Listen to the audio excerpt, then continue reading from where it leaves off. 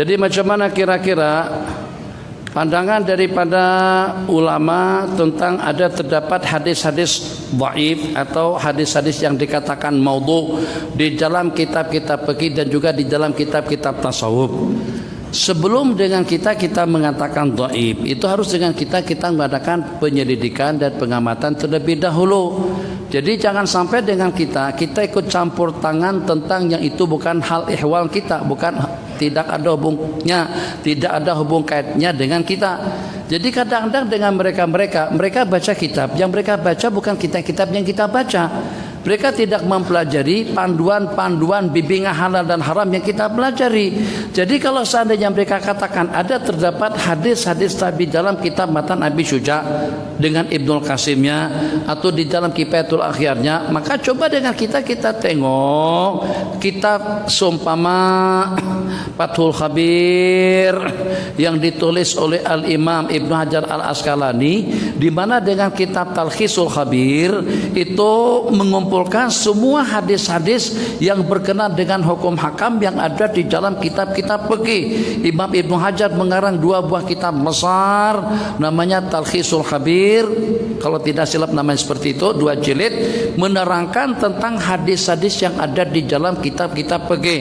Jadi kalau dengan kita ingin lebih pasti supaya jangan sampai telanjur mengatakan tidak ada dalilnya, telanjur mengatakan itu bid'ah dhalalah, telanjur mengatakan hadisnya itu maudhu, coba dirujuk. Kalau yang kita protes amalan di kalangan ulama-ulama Syafi'iyah, rujuklah kitab-kitab yang ditulis oleh ulama Syafi'iyah.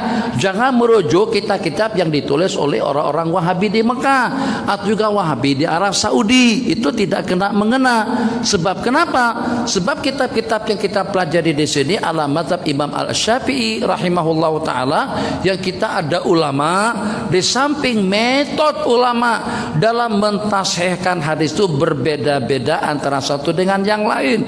Kadang-kadang hadis yang sama menurut yang itu lemah, menurut yang ini kuat, menurut yang sana dhaif, menurut yang di sini sahih. Misal seperti hadis tentang kunut, mazala Rasulullah sallallahu alaihi wasallam yaqnutu fi salati subhi, senantiasa Nabi kita membaca kunut subuh hatta farakat dunia, sampai Nabi kita meninggal dunia.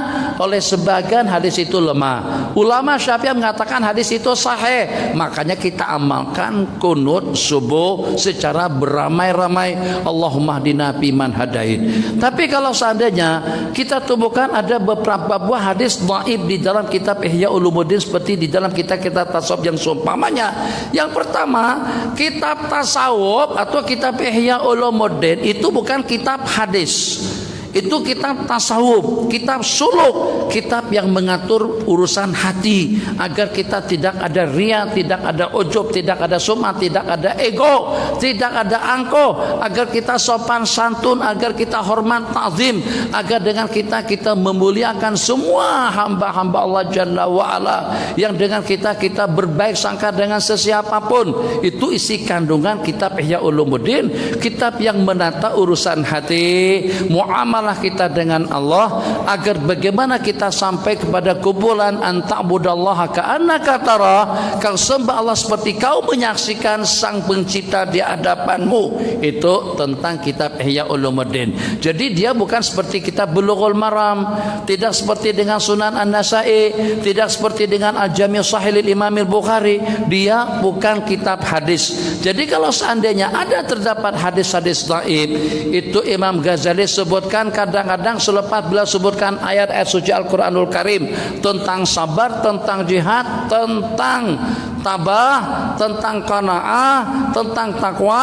Lepas itu urutan berikutnya hadis-hadis yang sahih, selepas itu ada hadis-hadis yang dhaif, berikutnya disusuli dengan ungkapan uraian kata-kata daripada ulama. Jadi jangan hanya semata-mata tengok yang dhaifnya saja. Ada hadis-hadis sahih yang beliau sebutkan kita tidak sebut, di mana dengan beliau menyebutkan hadis-hadis dhaif itu kadang-kadang tidak lebih daripada untuk melengkapkan tajuk perbincangan yang beliau bicarakan di dalam kitab tersebut. Bismillahirrahmanirrahim. 10 menit.